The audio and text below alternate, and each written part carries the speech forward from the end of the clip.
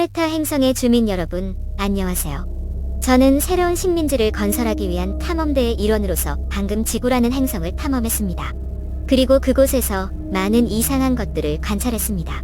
그 중에서도 특히 제 눈길을 사로잡은 것은 나스칼 라인이라고 불리는 땅 속에 새겨진 신비한 형상들이었어요. 외계인 관찰자로서 저는 페루 남부의 나스카 사막에 있는 고대 지형도에 매료되었습니다.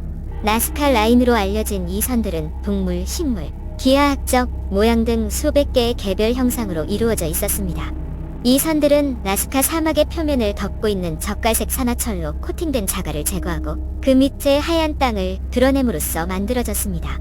이 그림은 기원전 500년에서 기원전 500년 사이에 만들어졌으며 수세기 동안 인류 연구자들에게 수수께끼로 남아있었습니다. 나스칼 라인 지형화는 나스카 라인이 만들어지던 시기에 이 지역에 살았던 나스카 사람들이 만들었습니다. 이 사람들은 관계 시스템과 농업에 대한 이해도가 높았던 것으로 알려져 있지만 이 정교한 지형도를 만든 동기에 대해서는 알려진 바가 거의 없습니다. 일부 학설은 천문학적 또는 종교적 목적으로 만들어졌다고 주장하지만 다른 학설은 단순히 예술적 표현의 한 형태였다고 생각합니다. 위에서 나스카 라인을 관찰하면서 그 목적에 대해 궁금해하지 않을 수 없었습니다. 종교적, 천문학적 목적부터 물과 다산에 대한 개념에 이르기까지 다양한 이론이 있습니다. 어떤 사람들은 이 선이 관계나 종교 의식에 사용되었다고 주장하고 다른 사람들은 이 선이 천문 달력이나 외계 생명체의 착륙 지점으로 사용되었다고 믿습니다. 이유가 무엇이든 나스카 사람들이 대규모로 복잡한 디자인을 만들 수 있는 고도로 발전된 문명이었다는 것은 분명합니다. 저는 경외심을 가지고 이 선들을 계속 분석하며 그 비밀을 풀기 위해 노력하고 있습니다. 종교적 이론에 따르면 나스카 라인은 신과 소통하거나 순례길로 사용하기 위해 만들어졌다고 가정합니다. 나스카 사람들은 신을 제대로 숭배하면 신들이 이 지역에 비를 내려준다고 믿었다고 합니다. 천문학 이론에 따르면 이 선은 천체의 움직임을 추적하기 위한 천문 달력으로 사용되었다고 합니다. 이 이론은 일부 선이 동지와 같은 주요 천문학적 사건과 일치하는 것으로 뒷받침됩니다. 선의 용도가 무엇이든 나스카 사람들이 자연과 우주에 대해 깊이 이해하고 있었다는 것은 분명합니다. 물과 다산 이론에 따르면 나스카 라인은 이 지역에 물을 공급하기 위해 만들어졌다고 합니다. 나스카 사람들은 강수량이 거의 없는 사막 지역에 살았기 때문에 생존을 위해 관계가 필수적이었습니다. 이 선은 인근 산의 물을 밭으로 보내는 데 사용되었을 수 있습니다. 이 이론은 일부 라인이 고대수로 근처에 위치한다는 사실에 의해 뒷받침됩니다. 이 가설이 사실이든 아니든 나스카 사람들이 물 관리를 위한 복잡한 시스템을 만들 수 있는 고도로 숙련된 기술자였다는 것은 분명합니다. 나스카 라인은 최근 몇 년 동안 인기 있는 관광 명소가 되면서 연약한 사막 경관 보존에 대한 우려로 이어졌습니다. 외계인 관찰자로서 저는 나스카 라인에 그려진 지역 문양을 보기 위해 수많은 사람들이 몰려드는 것을 목격했습니다.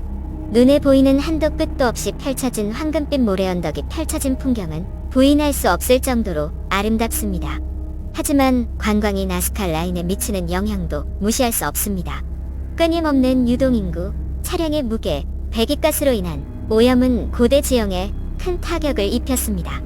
정부는 관광 및 상업 개발로 인한 손상으로부터 나스카 라인을 보호하기 위한 조치를 취했지만 이러한 조치가 미래 세대를 위해 나스카 라인을 보존하기에 충분할지 의문이 남습니다. 나스카 라인을 방문하는 관광객 수를 제한하려는 정부의 노력에도 불구하고 이 지역은 여전히 여행객들에게 인기 있는 여행지입니다. 나스카 라인은 고대 나스카 사람들의 놀라운 공학 기술을 보여주는 증거이며 정확한 용도는 아직 미스터리로 남아 있습니다. 어떤 사람들은 천문학적 목적으로 사용되었다고 말하기도 하고 다른 사람들은 신에게로 가는 통로 역할을 했다고 믿기도 합니다. 그 목적이 무엇이든 나스카 라인은 전 세계 여행객들의 흥미와 호기심을 불러일으키고 있습니다. 이 지역 관광의 지속 가능성과 나스카 라인 보존에 미치는 영향을 둘러싼 논란은 새로운 것이 아닙니다. 수년 동안 환경운동가들은 연약한 사막 지형이 관광의 압력을 견딜 수 없다고 경고해왔습니다.